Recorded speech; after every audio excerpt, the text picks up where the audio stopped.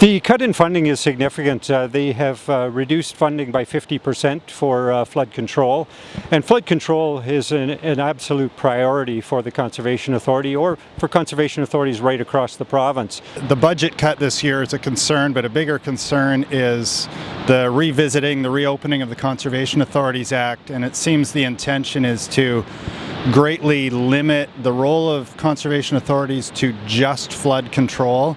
So from our thinking, that eliminates things like water quality and tree planting and a lot of our stewardship services that have high value and are really important here. But it's also a review of our ability to generate revenue from municipalities, who are our key funder and have been for more than 20 years since the province eliminated most of our funding in the past. So that's a huge concern. I think we're worried that the whole notion of watershed management is going to be very watered down and very limited. And for the future, we just feel it's going the wrong direction. The major flood control structures are three dams. We have Wildwood Dam just outside of St. Mary's. We have Pittock Conservation Area Dam, and that is another large major structure on the South Thames. And we also have, of course, Fanshawe Conservation Area, which is on the North Thames, and that is one of the largest flood control structures in the province.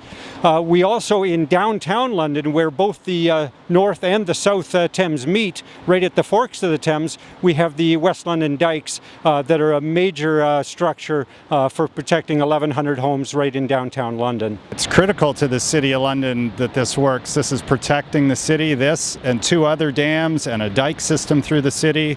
They all have to work in concert. They all have to be maintained, be functional, and frankly, they have to be operated too. I mean, the example is the Blackfriars community. There's 1,100 homes there that are protected from flooding routinely, not to mention business interruption, damage to public infrastructure through the city. It's pretty critical, and the difficult thing is when it works well, nobody notices. And the program that's been built in Ontario and in place for more than 70 years has been prevention. So we are concerned that the short-term focus on funding may compromise bigger issues and be more expensive in the long run. And in fact, Ontario is usually upheld as a global example of watershed management leadership, and we have international groups coming here to see how we do it. And we're worried it's at risk of being dismantled.